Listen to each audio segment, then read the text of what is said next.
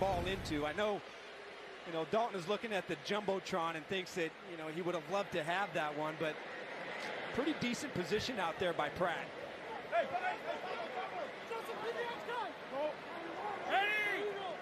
Kamara and Ingram in the backfield. Dalton on the move with time. Now throws other side of the field and threw it away. So that'll bring the field goal unit on. See how they use Robinson, slot receiver, with a lot of shifty moves. They're trying so many different things, but they can't seem to get on track before the flags come out. So another penalty against New York. Were they set in time? I mean, there's so much that's going on there. Sometimes you're getting those penalties where guys aren't set that one count before the ball's put in motion. 12-men in formation with the snap imminent. Defense. Well, this is on the other side. Two tandems out there, and they've been pretty much silent for most of this first half. Will Lutz from 35 yards is good. The equalizer, Mike McDonald in his first year as defensive coordinator for Baltimore. Barkley will take the snap. Barkley looking for a hole. It's not there. He's stacked up. And got pushed at the end of the play by Travis Jones. Forward progress will get him to the 5.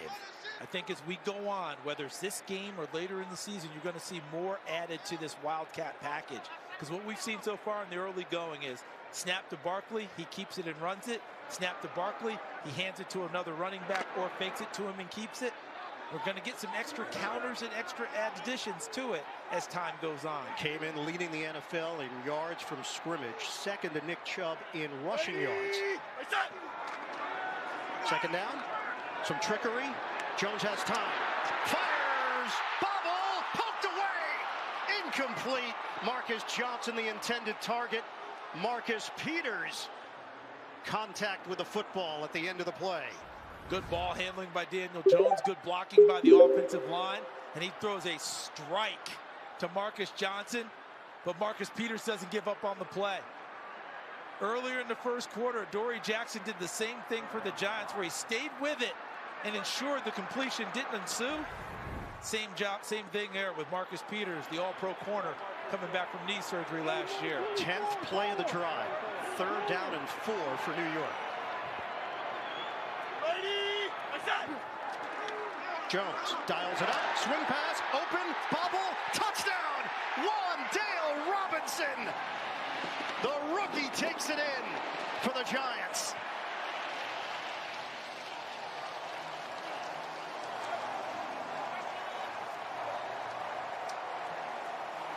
And a souvenir for Robinson. Nice job out of that bunch coverage, a bunch formation there. And David Sills, number 13, who's 6'3", 211 pounds. At a long field goal attempt here at Acrisure Stadium in Pittsburgh. Chris Boswell, 55-yarder, hits the crossbar and goes over. Just had enough. Boswell makes it a 10-6 Pittsburgh Steelers lead at the 4:06 mark there. It was a 12-play drive for Kenny Pickett in the offense. Look at the stoink. That's a fortuitous one there, just enough. 12-play drive that only went 44 yards, but it yields points. And the home team with a surprising 10-6 lead in Pittsburgh. Minnesota has had nothing on offense today. Minnesota, 4 possessions, 4 punts. But you see that they're getting into field goal range here. They were 0 for 4 on 3rd down prior to us cutting to this game here. Let's see if Dalvin Cook and Cousins and company can get something going. We'll go back there in a second, but Bailey Zappi just had this on 1st and 10. A play-action fake to Ramondre Stevenson. And then going up top, Jacoby Myers, who's made a couple of catches in this game. And Bailey Zappi with 115 yards passing for what it's worth there in the second quarter. 3-3 New England and Cleveland.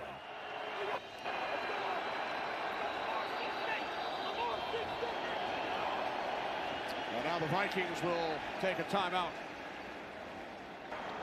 Timeout. Minnesota, their first. It's a 30-second timeout. Just under 4 minutes remaining in the second quarter. We saw the first catch of the day from Justin Jefferson a moment ago. Only Cooper route, sit down between Here's a third and quite long now for Marcus Mariota and the offense for Atlanta. See what loosens up over the top Pitts. Falcons are 2 for 15 on 3rd and 10 or longer. This one 3rd and 13.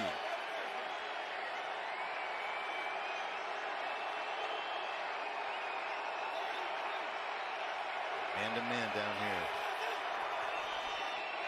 Mariota evades, steps up, he's going to tuck and run. Mariota shows off the wheels, and he's got the first down. Hufanga finally knocks him to the ground, but picks up 17 and moves the sticks. Well, that's one thing Marcus Mariota could always do, and Omenahu, who has really gotten off there in the rush, loops around the inside, forces him out, and that's the one thing. You're playing a little man-to-man on the back end. Everybody's eyes are by the sidelines. Back to South Florida, another third down for the Vikings. As you see the graphic, 0 for 4 are Kevin Stefanski's guys. Justin Jefferson running like that 18-yard in route. That's the game plan. That's the adjustment Kevin O'Connell's trying to make.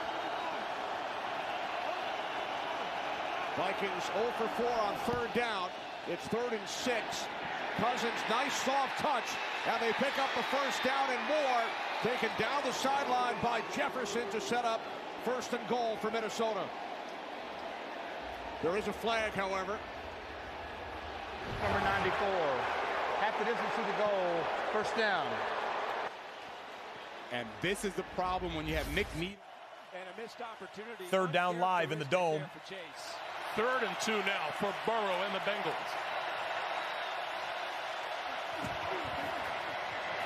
Burrow on the quick slant. He's got his man at the 20, and that's Tyler Boyd once again. And low on the quarterback, they're going to throw it every time. Roughing the passer call, so they'll move it half the distance. 22-yard pickup by Jefferson. They gain 2 more yards on the penalty. And this is where Kirk really loves Justin Jefferson. He feels like any one-on-one matchup, it's going to be his to win. They're going to be at the top of the screen. 1st and goal. Cousins looking end zone, throws, touchdown. It's the tight end. Short again, and just inside the 20. The catch is made by T. Higgins.